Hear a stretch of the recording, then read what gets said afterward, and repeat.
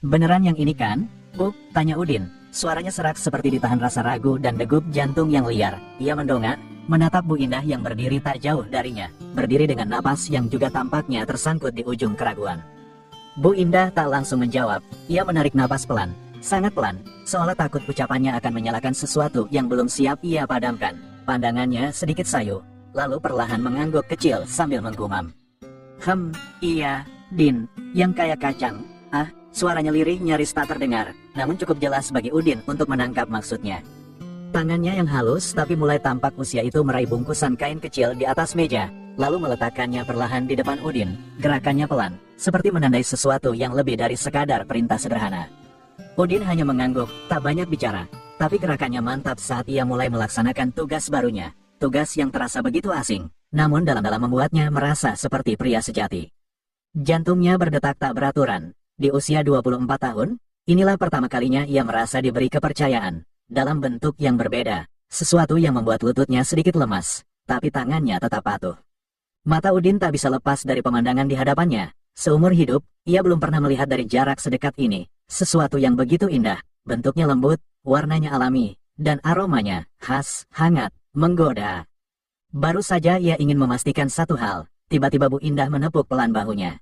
"Ayo, Din, udah benar itu, jangan dipelototin doang," katanya sambil merengek manja. Suara yang belum pernah Udin dengar darinya sebelumnya. Nada itu, lembut, manis, dan dalam-dalam membangkitkan sesuatu dalam diri Udin. Ia mengangguk, tangan mudanya mulai bergerak, pelan dan berhati-hati. Dan malam itu, di antara rebusan kacang dan semilir angin malam dari jendela dapur yang terbuka sedikit, Udin belajar lebih dari sekadar tugas rumah. Malam itu, ia belajar menyentuh perasaan. Belajar menjadi lelaki yang tahu bagaimana membuat seorang wanita merasa hidup kembali. Dan Bu Indah, untuk pertama kalinya sejak ditinggal suaminya 5 tahun lalu, akhirnya tersenyum sambil memejam pelan. Tubuh Bu Indah terkulai di sandaran kursi rotan dapur yang berderit pelan. Napasnya belum sepenuhnya normal, dada naik turun dengan ritme yang lambat tapi puas.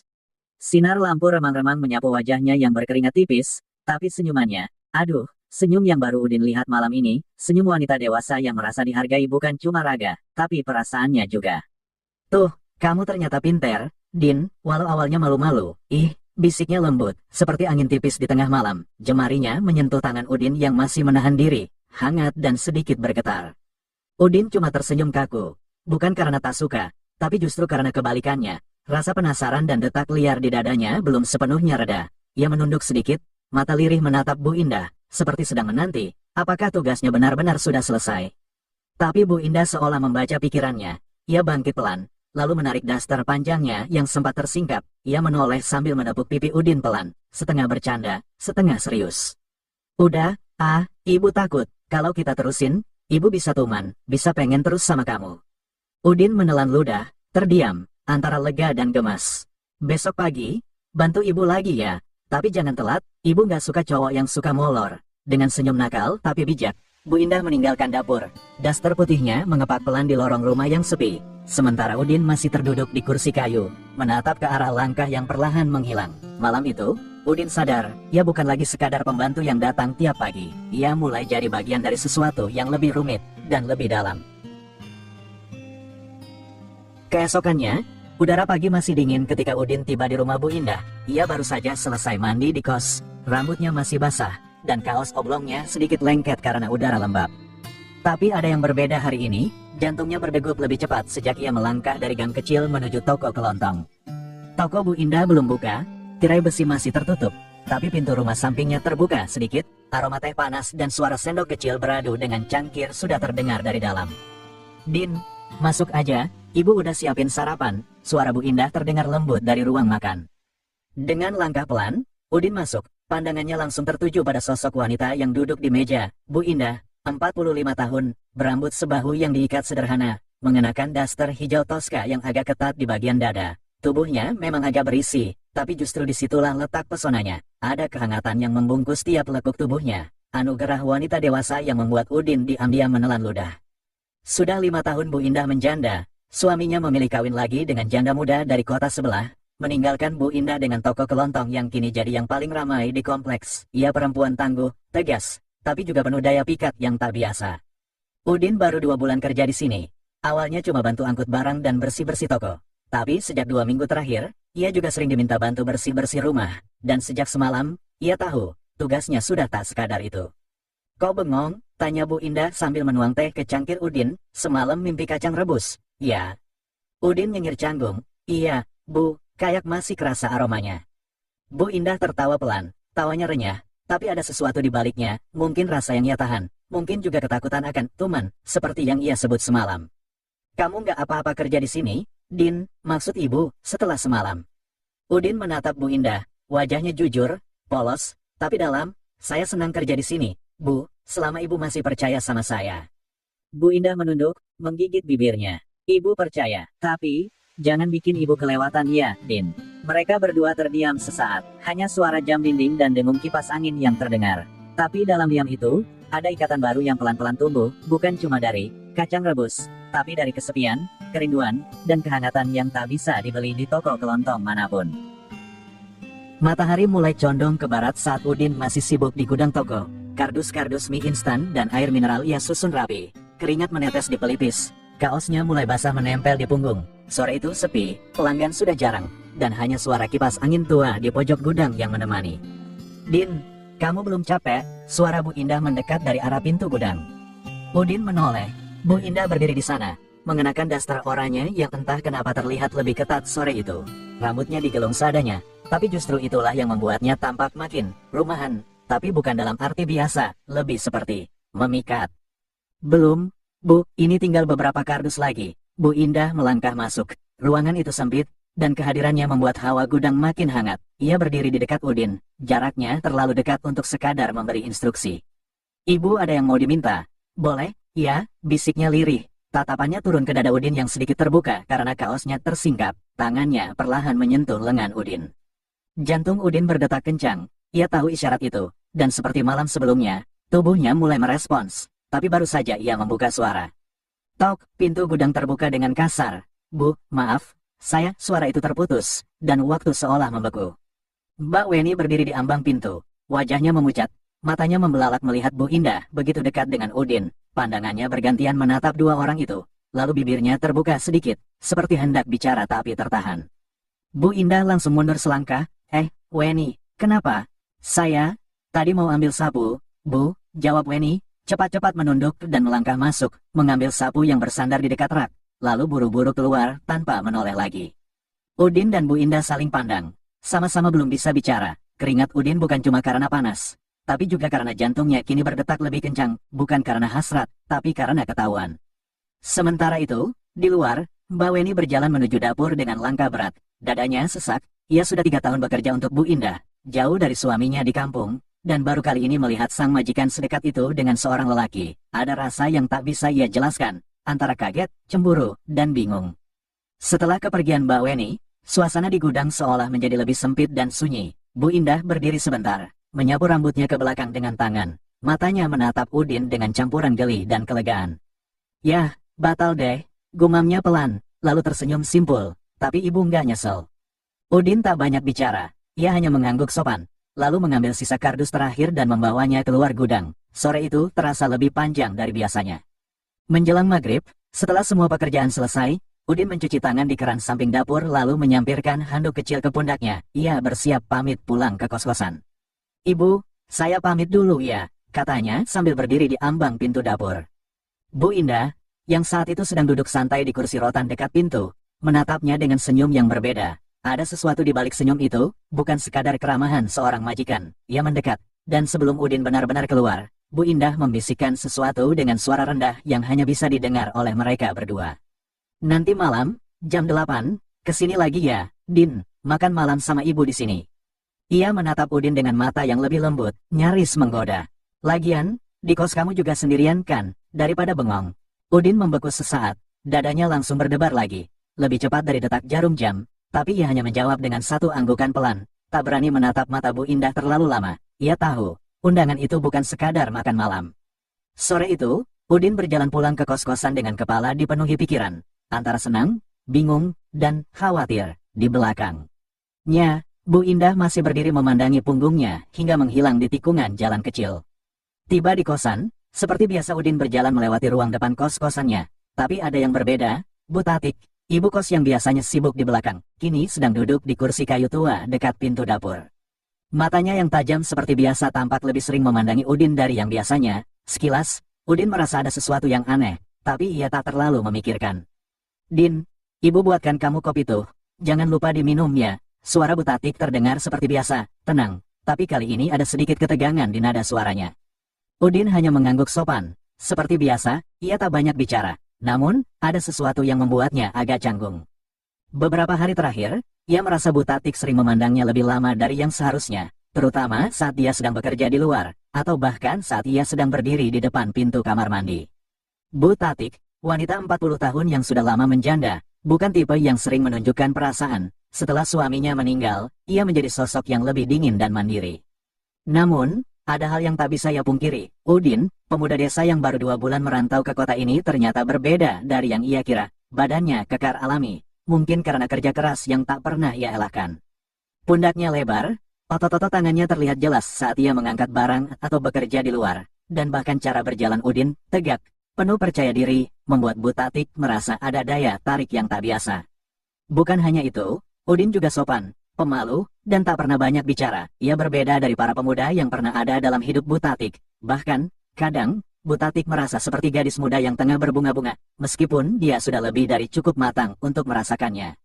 Suatu pagi, setelah Udin selesai mencuci piring di dapur, Bu Tatik berdiri dan mendekatinya. Dengan senyum yang lebih hangat dari biasanya, ia menyentuh lengan Udin, seolah tak sengaja, namun cukup lama. Din, jangan terlalu berat-berat kerja, nanti kamu capek, kata Bu Tatik dengan suara lembut yang tak biasa. Namun ada sesuatu yang lebih dalam dari sekadar kekhawatiran seorang ibu kos. Udin menoleh, sedikit terkejut. Ah, enggak kok, Bu, saya biasa, jawab Udin sambil tersenyum, tapi ia bisa merasakan ada perubahan di udara. Di luar, suara motor tetangga terdengar, namun di dalam kos, hanya ada hening yang tak biasa, dan itu membuat keduanya semakin merasa dekat. Bu Tatik menarik tangannya pelan, kemudian duduk kembali di kursi dekat jendela. Dia mengamati Udin dengan cara yang berbeda. Sekali lagi, ada sesuatu yang menggelora dalam dirinya. Sesuatu yang ia pendam dalam diam selama bertahun-tahun, kini mulai muncul. Malam harinya, jam dinding di kos berdentang 8 kali. Udin berdiri canggung di depan cermin kecil di kamarnya, memastikan rambutnya tak berantakan dan bajunya cukup sopan. Ia tak tahu harus bersikap seperti apa. Undangan Bu Indah tadi siang terlalu manis untuk ditolak, dan terlalu menggoda untuk dianggap biasa. Setelah menarik napas panjang, Udin pun melangkah menuju rumah toko. Lampu teras menyala kuning temaram, memberi kesan hangat dan sedikit romantis. Pintu sudah sedikit terbuka. Ibu, panggilnya pelan. Masuk aja Din, sahut Bu Indah dari ruang tengah. Udin melangkah masuk. Di ruang makan, meja sudah tertata rapi. Ada 2 piring, 2 gelas, lauk pauk rumahan tapi tampak istimewa. Bu Indah mengenakan daster biru tua, lebih longgar dari siang tadi, tapi justru makin menggoda karena membuat bentuk tubuhnya tersamar-samar, membuat imajinasi Udin makin liar. Wah, mewah amat Bu, kata Udin canggung. Hehe, sekali-sekali makan enak sama kamu. Ibu masak sendiri, loh, jawab Bu Indah sambil duduk. Tak lama, dari arah dapur, Mbak Weni muncul dengan nampan kecil. Ia meletakkan gelas teh hangat, lalu berkata lelah, saya pamit tidur duluan ya, Bu, capek banget, tadi siang keluar beli stok juga. Ya udah, istirahat ya, Wen, kunci kamar kamu bawa aja. Siap, Bu. Begitu Mbak Weni masuk ke kamarnya dan pintu terdengar tertutup, suasana berubah, hening, hanya suara sendok menyentuh piring dan detak jantung Udin yang makin tak karuan. Selesai makan, Bu Indah berdiri dan membereskan piring. Tapi sebelum sempat membawa semua ke dapur, ia memanggil Udin, Din, sini bantuin ibu sebentar, ya. Di dapur, Bu Indah berdiri menghadap wastafel, mencuci piring. Udin berdiri di belakangnya, dan mendadak Bu Indah bersandar ke belakang, punggungnya mengenai dada Udin. Bu, gumam Bu Indah pelan. Ia menoleh setengah, senyumnya tipis tapi dalam. Kamu wangi ya malam ini. Udin hanya bisa menelan ludah, tubuhnya makin tegang, dan ketika Bu Indah berbalik, matanya menatap dalam, lalu tangannya menyentuh pinggang Udin. Sesuatu terjadi. Mereka tak perlu banyak kata. Bibir Bu Indah mendekat pelan. Momen itu terasa lambat, dan begitu bibir mereka bersentuhan, semua keraguan meleleh. Malam itu, bukan hanya makan malam yang disajikan, tapi juga rasa rindu, hasrat terpendam, dan pelajaran lanjutan dari malam pertama mereka. Namun kali ini, tanpa takut diganggu, Mbak Weni sudah tidur. Rumah itu milik mereka berdua malam itu. Dan untuk pertama kalinya, Udin tak hanya jadi lelaki pembantu, ia jadi laki-laki yang diinginkan, yang diundang, yang dinanti. Tubuh Bu Indah masih terbaring lemas di atas sofa panjang ruang tamu, hanya dibalut selimut tipis. Lampu sudah redup, jam menunjukkan hampir pukul 11 malam. Udin duduk di lantai, menyandarkan punggung di sisi sofa, sambil memegang segelas air putih yang belum diminumnya. Nafas Bu Indah masih berat, tapi senyumnya terlihat puas dan penuh rasa lega. Kamu tuh, Din, gumamnya lirih. Udin melirik ke atas. Kenapa, Bu? Bikin ibu merasa muda lagi, bisik Bu Indah seraya mengelus rambut Udin perlahan. Tadi tuh, kamu makin pintar aja, Din, ibu jadi ngeri nih, takut beneran nagih. Udin nyengir, malu-malu, tapi jelas senang, ia masih belum sepenuhnya sadar bahwa ia baru saja menjalani malam paling gila dalam hidupnya. Tapi rasa bahagia itu mulai ditimpa kenyataan lain, jam sudah hampir 11. Saya pulang dulu ya, Bu, takut gerbang kos dikunci. Bu Indah mengangguk pelan. Iya, Din. Hati-hati ya, kalau nanti kamu dimarahin ibu kos. Bilang aja habis bantuin majikan kerja lembur, ujarnya sambil tertawa pelan.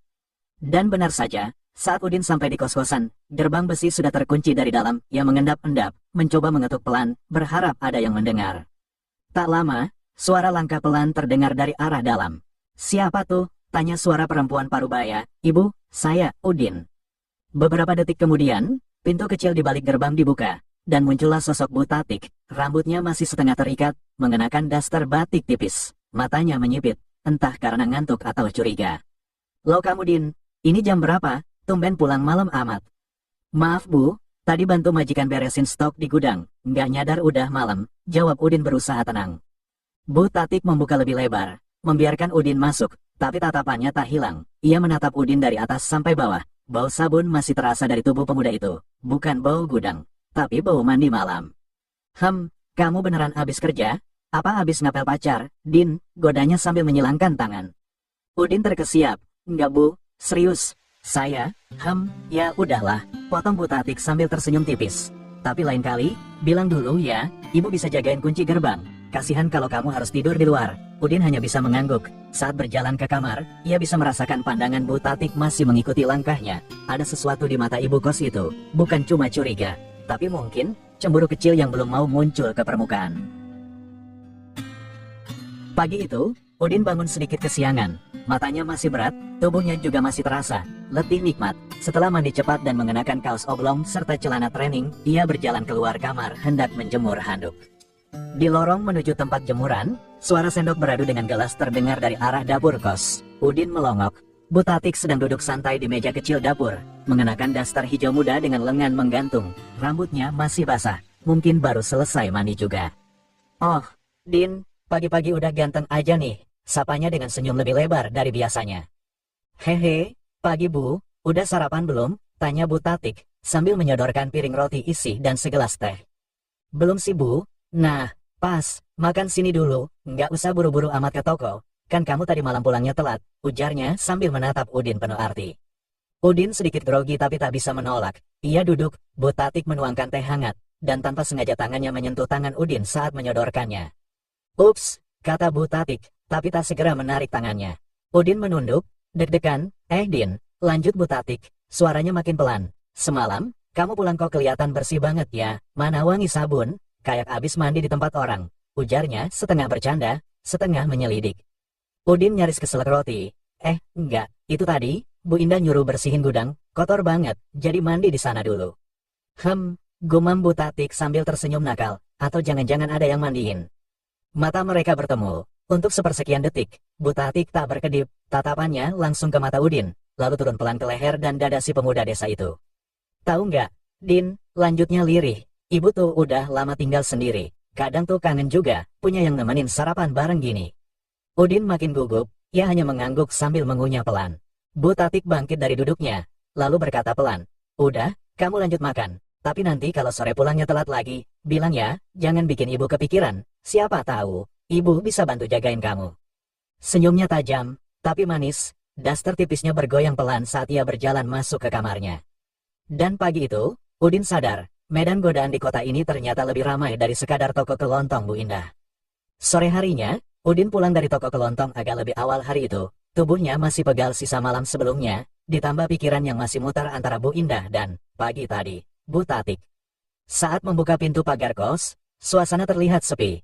Hanya ada suara TV dari ruang depan dan aroma harum masakan dari dapur. Udin menaruh sepatunya, berjalan perlahan ke kamarnya. Din, udah pulang? Suara lembut itu muncul dari arah ruang tengah. Bu Tatik muncul dari balik tirai. Kali ini mengenakan daster warna ungu tua yang sedikit membentuk lekuk tubuhnya. Rambutnya dikuncir tinggi, dan wajahnya tampak segar, baru cuci muka atau mandi. Iya bu, udah selesai kerja. Pas banget, ibu lagi mau minta tolong. Bisa bantuin sedikit gak? Udin mengangguk, bantuin apa? Bu Tatik menunjuk ke arah pintu kamarnya. Lemari di kamar ibu seret banget, nggak bisa digeser sendirian, takut punggung ibu encok. Udin agak kaku, tapi tetap mengangguk. Ia mengikuti Bu Tatik masuk ke kamar yang harum, aroma khas sabun bunga bercampur bedak dingin. Lemari kayu jati tua berdiri di sudut kamar. Udin mulai mendorongnya pelan-pelan, dan Bu Tatik berdiri di samping, kadang bantu menahan ujung lemari sambil memegangi bahunya sendiri. Nah, kuat ya kamu? Pantes aja Bu Indah suka nyuruh-nyuruh kamu angkat galon, celetuk Bu Tatik tiba-tiba. Udin tersenyum kecil, tapi tak menjawab. Saat lemari selesai digeser, Udin berbalik hendak pamit, tapi Bu Tatik berdiri terlalu dekat. Mereka nyaris beradu badan. Mata Bu Tatik memandangnya, lembut tapi tak berkedip.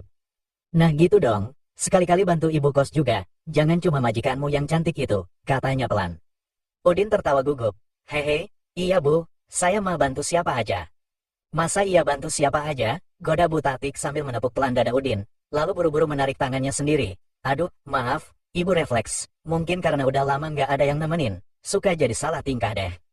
Udin menelan ludah, hatinya mulai berdetak lebih cepat. Iya bu, nggak apa-apa kok. Ya udah deh, makasih ya Din. Tapi nanti sebelum tidur, ibu mau minta tolong satu hal lagi. Kalau kamu belum tidur ya, Udin mengangguk pelan, lalu mundur pelan meninggalkan kamar, tapi bisa merasakan pandangan Bu Tatik yang menempel di punggungnya sampai ke lorong. Dan Udin tahu, godaan baru ini bukan main-main. Sekitar jam 9 malam, pintu kamar Udin diketuk pelan. Tok tok tok, Din, udah tidur belum? Suara Bu Tatik terdengar lirih, tapi jelas. Udin bangkit dari rebahan, membuka pintu dengan kaos lusuh dan celana pendek. Belum bu, ada apa? Bu Tatik berdiri di depan pintu dengan daster tipis warna biru dongker, membawa botol minyak kayu putih di tangan. Wajahnya tampak agak lelah. Maaf ya, ibu ganggu, kaki ibu pegal banget. Tadi siang kelamaan jongkok nyapu kamar mandi. Bisa minta tolong pijitin dikit nggak? Gak enak tidur kalau begini terus. Udin ragu sebentar, tapi akhirnya mengangguk pelan. Iya bu, boleh. Mereka masuk ke kamar Bu Tatik, lampu temaram menyala, dan angin dari kipas angin tua menghembus pelan. Bu Tatik duduk di ujung ranjang, membuka sedikit bagian bawah dasternya, menampakkan betis yang masih mulus untuk wanita seusianya. Nah, sini Din, olesin dulu minyaknya ya, terus pijet pelan aja, ujarnya lembut. Udin duduk di bawah, mulai memijat dengan canggung, tangannya agak gemetar menyentuh kulit hangat yang lembut dan wangi. Bu Tatik memejamkan mata, mendesah pelan. Aduh, iya gitu Din, pas banget. Beberapa menit berlalu, suasana makin sunyi, hanya suara napas dan percikan minyak yang dibalur Udin. Dulu, suami ibu sering banget mijetin ibu begini, ucap Bu Tatik pelan, kadang sampai ketawa-ketawa sendiri, kadang malah jadi. Ia tak melanjutkan, Udin menelan ludah, tangannya berhenti sesaat. Tapi setelah dia meninggal, nggak ada yang mijetin ibu lagi, sepi, dingin. Udin masih memijat, tapi pikirannya mulai melayang ke malam itu bersama Bu Indah. Suasana gudang yang panas, harum tubuh yang tertinggal di telapak tangannya, dan desahan yang membuatnya merasa jadi lelaki seutuhnya. Tiba-tiba Bu Tatik membalik tubuhnya, duduk menghadap Udin, tatapannya teduh, tapi tajam. Din, bisiknya, menggenggam tangan Udin, kamu tahu, kamu itu bikin ibu ngerasa hidup lagi. Lalu perlahan, tangannya menarik tangan Udin ke arah dadanya yang berdebar. Dan saat itu, dunia Udin seperti diam. Semua rasa, semua kenangan, semua aroma tercampur. Ya tahu, sensasi, kacang rebus, bisa kembali tersaji, lebih gurih, lebih dalam. Tapi, Udin tersentak, ia menarik tangannya pelan. Maaf bu, saya gak enak, takutnya, ini semua salah. Wajah Bu Tatik seketika berubah, ia tersenyum pahit, lalu menarik dasternya rapi. Ibu ngerti, Din, ibu aja yang terlalu kangen disentuh. Maaf ya, Udin berdiri, kepala menunduk. Saya pamit dulu bu, terima kasih. Malam itu Udin kembali ke kamarnya, tapi jantungnya masih berdebar kencang. Godaan kota tak hanya datang dari satu arah, dan malam ini, ia nyaris terperosok 2 kali. Dan entah kenapa, bayangan wajah Bu Indah, dan senyum Bu Tatik, sama-sama menghantuinya saat ia menutup mata. Hari itu suasana rumah Bu Indah agak sepi. Ia pamit sejak pagi, pergi kondangan keluar kota bersama kakaknya. Biasanya Weni hanya bekerja sampai siang dan istirahat di kamarnya di lantai atas. Tapi kali ini ia tetap sibuk di dapur, memasak dan merapikan bagian dalam rumah. Udin datang seperti biasa setelah beres antar barang dari toko. Ia masuk ke dapur, mau sekadar numpang minum. Din, kamu udah beres?" sapa Mbak Weni, tersenyum ramah. Ia sedang mengaduk sayur lodeh di atas kompor. Aroma santan dan bumbu tumis menyebar di ruangan. "Iya Mbak, ini mau ambil minum aja," jawab Udin santai. Mbak Weni menoleh, matanya menatap Udin lebih lama dari biasanya. Baju kaos Udin sudah agak basah oleh keringat, dan tubuhnya yang kekar tampak makin mencolok. "Duh, keringetan gitu, bajunya lepas aja Din, entar masuk angin," candanya sambil senyum kecil. Udin tertawa gugup, tapi tak menjawab. Beberapa menit kemudian, Weni menyodorkan segelas es teh. "Nih, buat kamu, tadi ibu nitip makanan dari luar, tapi kelamaan gak datang-datang. Ya udah aku masak aja, kamu nanti makan sini ya, biar gak usah beli," ujar Weni. Udin menatapnya, agak heran. "Makasih Mbak, tapi saya gak enak." "Udah gak usah basa-basi, sini aja, sekalian nemenin aku makan, dari pagi sendirian, hehe." Mereka makan siang berdua di meja kecil dekat dapur. Suasana aneh, hangat, tapi juga penuh bisik tak terdengar. "Udah berapa lama kamu di kota Din?" tanya Weni sambil mengunyah. "Baru 2 bulan, Mbak, 2 bulan ya? Masih suci dong," ujarnya sambil tertawa kecil, lalu menatap Udin dengan mata menyipit nakal. Udin hanya cengar-cengir, tapi di dalam, ia mulai gelisah. Setelah makan, Weni membersihkan meja, lalu ia menatap Udin dan bertanya, "Din, bisa bantuin aku angkat galon nggak? Punggung aku lagi pegel nih." Udin menurut, ia mengangkat galon dan membawanya ke dispenser dekat ruang belakang. Weni mengikutinya, dan saat Udin sedang menunduk menaruh galon, tiba-tiba tubuh Weni berdiri terlalu dekat di belakangnya. "Nah, gitu dong, laki-laki kuat," bisik Weni di telinganya. Udin berdiri pelan, kaget, tapi tak bisa mundur, dan saat tubuh mereka nyaris bersentuhan, Weni meletakkan telapak tangannya di dada Udin. "Kamu tahu Din, Mbak tuh udah 3 tahun gak dipeluk suami." 3 tahun? Bayangin, aku gak minta lebih, cuma pengen ngerasa jadi perempuan lagi. "Boleh, Din." Udin terdiam, nafasnya mulai berat. Ia tahu ini bukan lagi godaan biasa. Ia tahu, kacang rebus bisa disajikan lagi, kali ini dalam aroma santan dan keringat dapur. Tapi saat itu, ia juga sadar, kalau terlalu dalam menuruti semua rasa, bisa-bisa dia kehilangan arah. Namun, tangan Weni sudah memeluk pinggangnya, dan untuk pertama kalinya, Udin tak menghindar. Setelah semuanya selesai, Mbak Weni duduk bersandar di dinding dapur, rambutnya sedikit awut-awutan, napasnya masih belum sepenuhnya tenang. Ia menatap Udin yang sedang merapikan kembali bajunya sambil berdiri canggung di dekat pintu belakang. "Maafin Mbak ya, Din," gumam Weni lirih, "aku nggak tahu kenapa tadi kayak meledak aja, Mbak nahan terus, udah terlalu lama." Udin hanya diam, dalam kepalanya, perasaan bersalah mulai menumpuk, tubuhnya masih hangat, tapi hatinya mulai dingin. Bukan karena Weni, tapi karena ingat sesuatu, atau seseorang, yang lebih dulu mengisi ruang itu.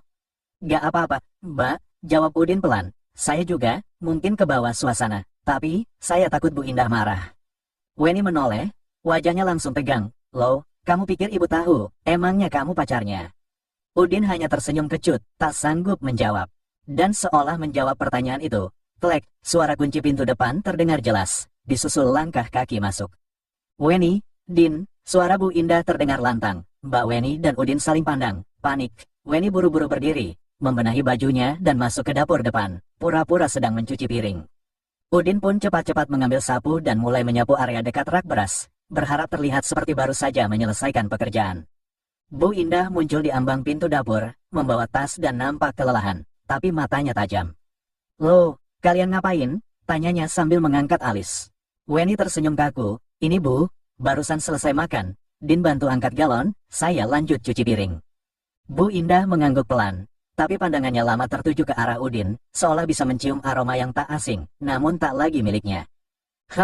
Galonnya sampai bikin baju Udin kusut banget ya," ujarnya sambil tersenyum samar. Udin tertelan ludahnya sendiri. Iya Bu, tadi galonnya 2. Berat." Bu Indah hanya mengangguk, tapi ia tak langsung pergi. Ia berdiri di ambang pintu, menatap dapur yang terasa berbeda, ada sesuatu yang berubah, entah dari udara, atau dari tatapan Weni yang menghindar, dan Udin tahu, mulai detik itu, ia tidak lagi hanya milik satu wanita di rumah itu.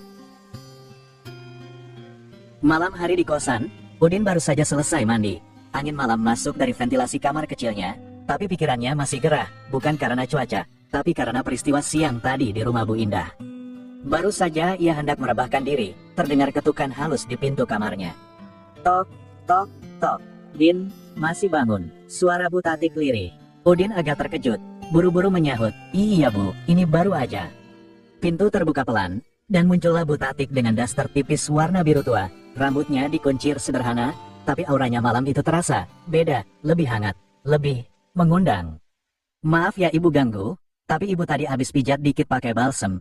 Malah makin pegal, kamu bantuin sedikit lagi, bisa? Pintanya dengan senyum lembut tapi menggoda.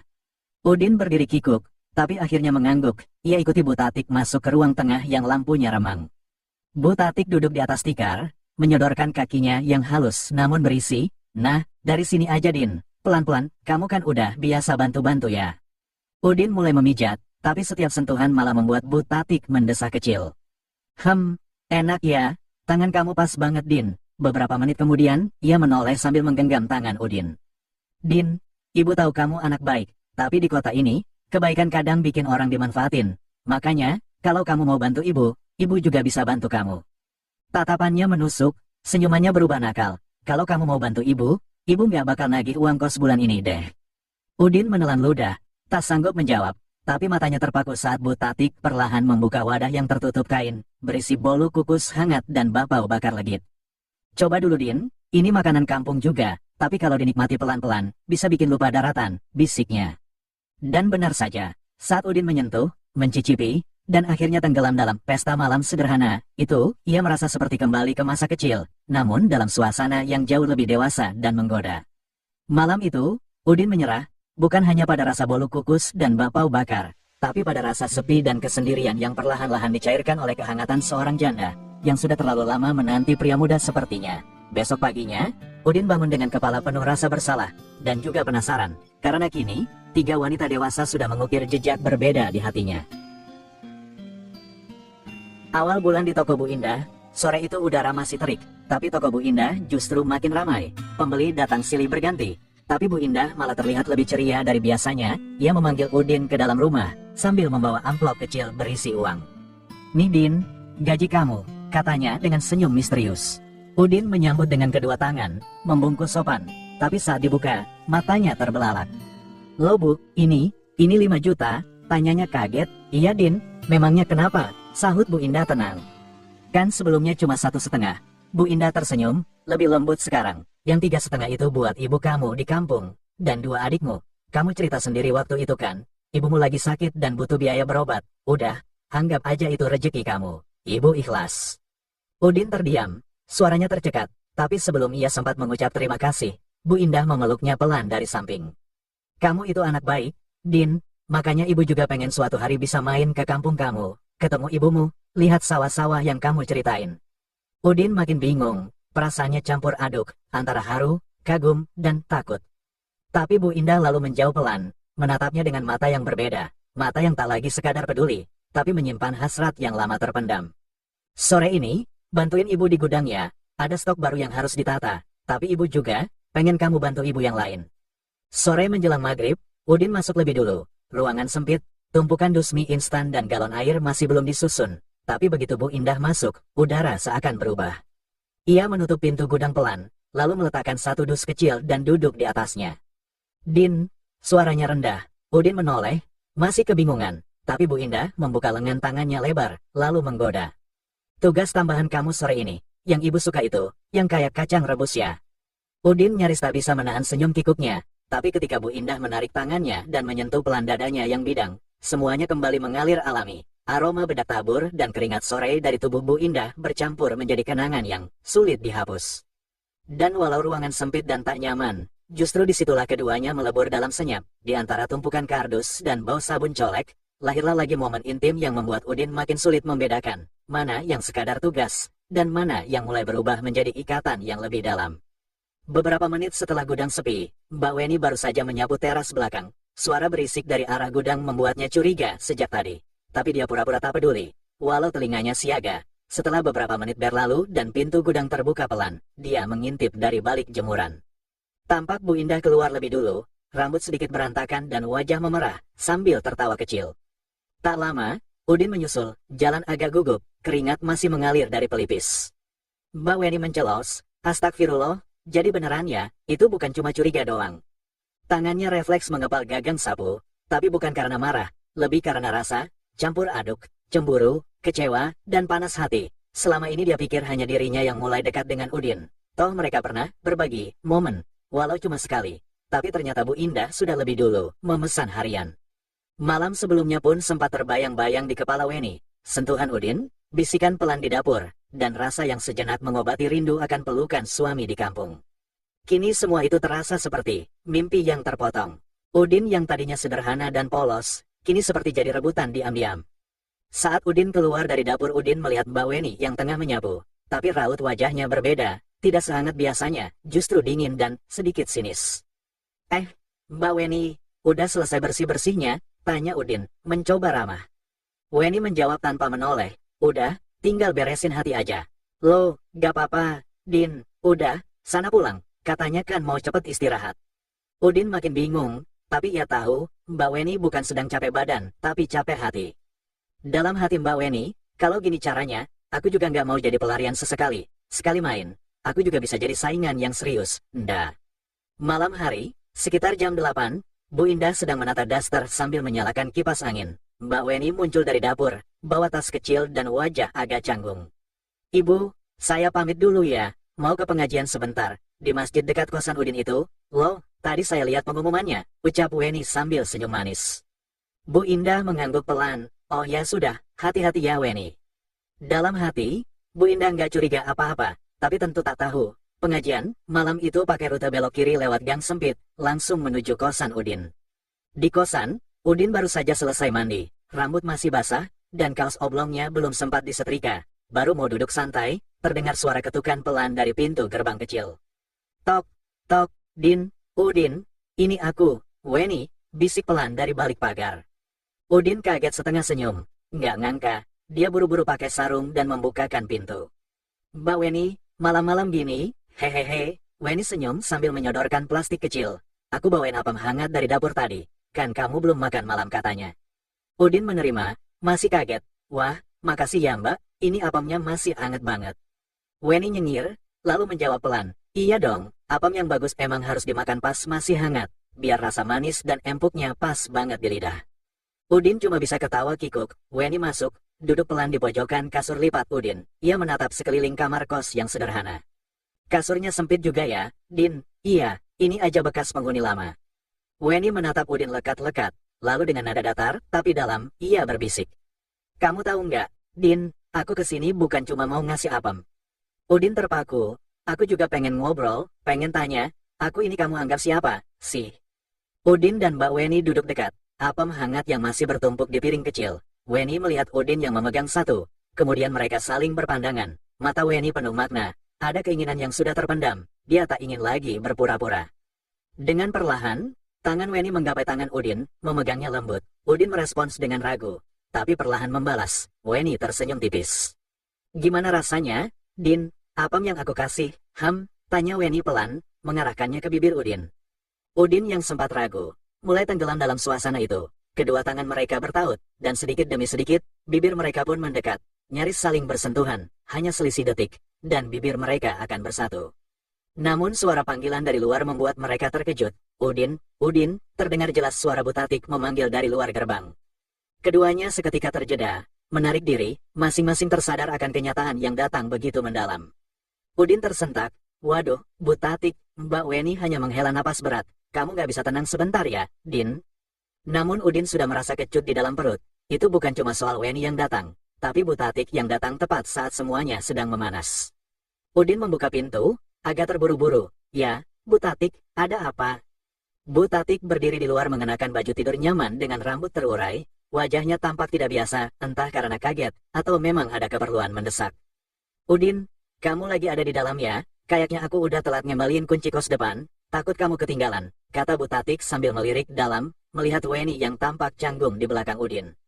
Udin segera menarik napas. Ah iya, Butatik, terima kasih, Bu. Namun Weni sudah mulai bangkit dari tempat duduk, membawa piring apem yang sudah hampir habis. Dia mencoba memberikan senyum seadanya. Malam, Butatik. Tatik tersenyum tipis, tapi ada aura yang berbeda di matanya. Mbak Weni, kamu baru pulang ya dari pengajian? Weni yang sudah merasa canggung langsung jawab, "Iya, Bu, sekalian mampir sebentar, ngobrol sama Udin." Tatik mengangguk, lalu memandang Udin dengan tatapan yang sulit dibaca. Weni keluar dari kosan tanpa banyak kata. Udin berdiri di ambang pintu, masih mencoba menenangkan diri. Namun otaknya sudah seperti pusing dengan berbagai arah. Rasa yang datang begitu cepat dan semakin sulit untuk dihindari. "Ah, ada apa lagi ini?" pikirnya sambil meraba dada. Kedua wanita yang berbeda karakter, keduanya sama-sama memikat, masing-masing dengan cara mereka. Seminggu kemudian, Udin baru saja sampai di kampung halaman, membawa uang gaji besar yang lebih dari cukup untuk ibunya, juga beberapa baju baru untuk ibunya dan adik-adiknya. Ia merasa bangga bisa sedikit membantu keluarga setelah beberapa lama merantau di kota. Setelah menaruh barang-barang di ruang tamu rumah sederhana itu, Udin menyerahkan amplop berisi uang kepada ibunya yang sedang duduk di kursi kayu dekat jendela. Ibunya menatap amplop itu, kemudian memandang Udin dengan tatapan yang berbeda. "Udin, kamu baru 2 bulan di kota. Kok bisa gaji kamu sebesar ini?" tanya ibunya dengan nada hati-hati. Wajah ibunya terlihat penuh pertanyaan. Matanya tajam menilai. "Kamu nggak melakukan hal yang aneh-aneh kan, Nak?" Udin yang mendengar itu merasa terkejut, sedikit cemas. Wajahnya langsung pucat sejenak. Pertanyaan itu seperti memecah kebingungannya tentang bagaimana caranya ia bisa mendapat uang sebanyak itu hanya dalam waktu singkat. Dia mencoba tersenyum, meskipun ada ketegangan di antara mereka. "Ya, kerja di kota memang baik, Bu. Banyak kerjaan yang bisa didapat, meski cuma jadi pekerja serabutan. Sabar dan kerja keras, Bu, itu aja," jawab Udin dengan canggung. Namun, ibunya tetap tidak melepas pandangannya. "Tapi, uang segini banyak, kok bisa kamu dapatkan dalam waktu singkat? Dulu, kamu selalu bilang kerja serabutan, bukan kerja yang tetap. Tapi ini lebih dari cukup. Buat kamu, dan buat kita." Ibunya menggenggam amplop itu, semakin mendalam tatapannya. Udin merasa keringat dingin mulai mengalir. Ia tahu, ibunya mulai curiga. Ia bukan orang bodoh yang tidak bisa menangkap pertanyaan yang tersembunyi. Ada ketegangan di udara yang membuat Udin merasa seperti ada yang mengintai setiap gerakannya. "Udin, Nak, kamu harus bilang yang sebenarnya sama ibu." Suara ibunya yang lembut namun penuh peringatan itu membuat Udin terdiam. Udin tak bisa lagi mengelak, tapi apa yang bisa ia katakan? Bagaimana menjelaskan kepada ibunya tanpa mengungkapkan apa yang sesungguhnya terjadi di kota, bahwa ia bekerja lebih dari sekadar serabutan, bahwa ada hal-hal yang lebih rumit di balik gaji besar itu. Udin masih duduk diam di lantai ruang tamu, mencoba menenangkan degup jantungnya yang belum reda sejak ditanya soal gaji, tapi belum sempat ia menyusun kata untuk menjawab, sang ibu membuka suara lagi. "Din, ada satu hal lagi yang harus ibu bilang." Udin menoleh, kali ini dengan tatapan was-was. Ibu nggak tahu harus mulai dari mana, tapi minggu kemarin, Pak De Broto datang ke rumah. Dia kelihatan bingung, malu, dan bingung banget. Ibu Udin menghela napas panjang, lalu menatap anak sulungnya itu dalam-dalam. "Kamu masih ingat Laela, kan, anak bungsu Pak Demu? Dulu sering main bareng waktu kecil."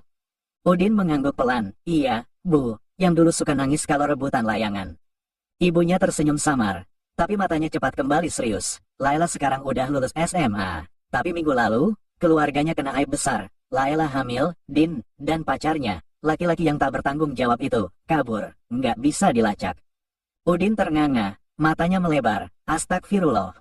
"Iya, Nak, makanya Pak De Broto datang ke sini. Dia minta tolong sama ibu, supaya kamu bisa nikahin Laela.